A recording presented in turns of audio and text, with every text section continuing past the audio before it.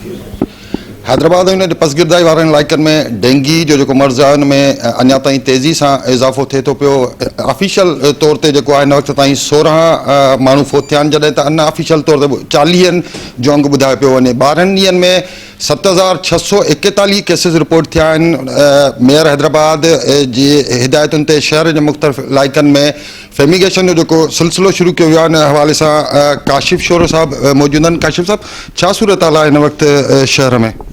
ॾिसो, तव्हां हिकिड़ी शइ तव्हां सम्झणी पवंदी त मौसमियाती चेंजिंग वॾो असरु रखे थी इन शइ में। जीअं तव्हांखे ख़बर आहे, हमेशह बारिशूं असां वटि अगस्त ताईं कंप्लीट थी वेंदियूं आहिनि, वधि में सेप्टेंबर में, पर हींअर बारिशूं तमामु घणी देरि ताईं स्पेर हलिया। ख़ाली हैदराबाद में न, पर लाहौर, कराची जेके वॾा वॾा शहर उन्हनि में डेंगी जे केसिस में इज़ाफ़ो ॾिसण में आयो आहे। त इहा हिकिड़ी नेचुरल शइ आहे। अच्छा, उन ते असांजा इदारा जेके आहिनि, बलदियाती इदारा, चाहे यूनियन कमेटी हुजनि, टाउन हुजनि ऐं HMC, जिते जिते स्प्रे जी ज़रूरत आहे, जेके असांजा मुतासिर इलाइक़ा आहिनि, उन्हनि मुतासिर जेके वधीक मुतासिर इलाइक़ा आहिनि उते उन्हनि खे कॉर्डन ऑफ करे, सील करे ऐं SOP जे मुताबिक़, जो हेल्थ डिपार्टमेंट आहे उन जी SOP जे मुताबिक़ उते उते उते स्प्रे जारी आहे। अच्छा, उन जो SOPs इहे आहिनि त जेके आम इलाइक़ा आहिनि, जिते को अहिड़ो केस वग़ैरह ज़ाहिर न आहे, उते ताईं वीकली हफ़्ते में 15 ॾींहंनि में करे छॾियो।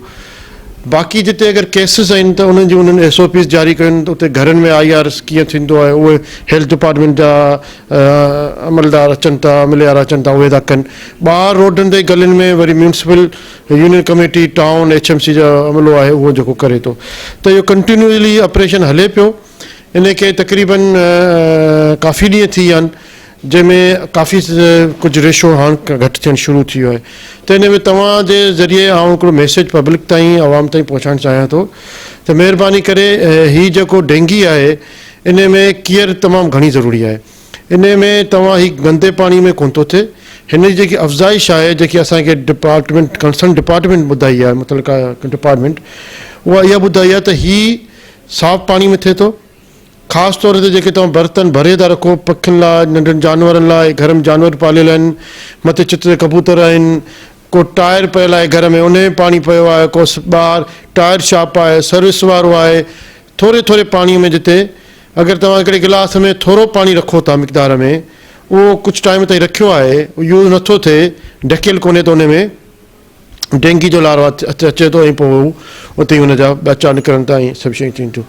जेकॾहिं को हेठि अंडर टैंकी आहे, अंडर कवर टैंकी आहे, तव्हां हुन में पाणी बीठल आहे थोरो घणो, उहा ढकियल कोन्हे, सही तरह बंदि कोन्हे, त उन में बि थिए थो।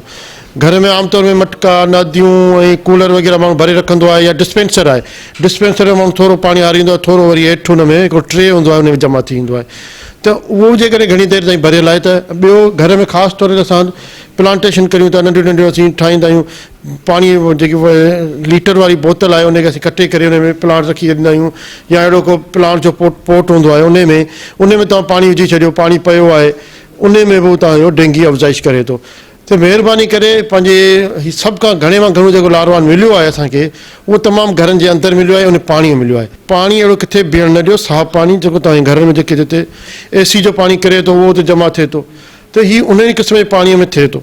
त इन पाणीअ खे या त ज़ाया करे छॾियो, या त उन पाणी सही तरह सां प्रॉपर इस्तेमालु करियो ऐं पाणी खे ढके छॾियो। त इहे तमामु ज़रूरी आहिनि। ऐं असांजो डिपार्टमेंट तमामु मुसलसल स्प्रे करे रहियो आहे। उन में तव्हां 80 खां मथे असांजी स्प्रे मशीनूं आहिनि, ऐं उन में सुबुह जो बि थिए थो, शाम जो बि थिए थो। त उहे ॿई टाइम स्प्रे हली रहियो आहे। तमामु टाउन चेयरमैन जिते जिते असांखे घुराइनि था, या यूनियन कमेटियूं असांखे हेल्प जे तौरु घुराइनि थियूं। हर UC खे 12 लाख रुपया मिलनि था, हुननि पंहिंजूं मशीनूं परचेज कयूं। मूं पंहिंजी UC मां, पंहिंजे UC फंड मां 2 मशीनूं परचेज कयूं। हर टाउन 5 मशीनूं टाउन परचेज कयूं। हर टाउन खे वरी HMC पंहिंजूं टीमूं मदद लाइ बि उते मोकिलियूं, जिते जिते असांखे टाउन चयो आहे। त उहे तमामु SOPs खे फॉलो कंदे, उहो दवा जो हिकिड़ो मिक़दारु आहे, हेल्थ डिपार्टमेंट जा आहिनि अफ़सर आहिनि जेके ॿुधाईंदा आहिनि, या उते हूंदा आहिनि ऑन द स्पॉट में, उहे हुननि खे दवा विझी ॾींदा आहिनि मशीन में, पोइ उहे स्प्रे कंदा आहिनि। त उहे SOPs खे फॉलो कंदे हर रोज़ सुबुह शाम इहा महिनत जारी आहे, ऐं इन में कुझु रेशो घटियो आहे।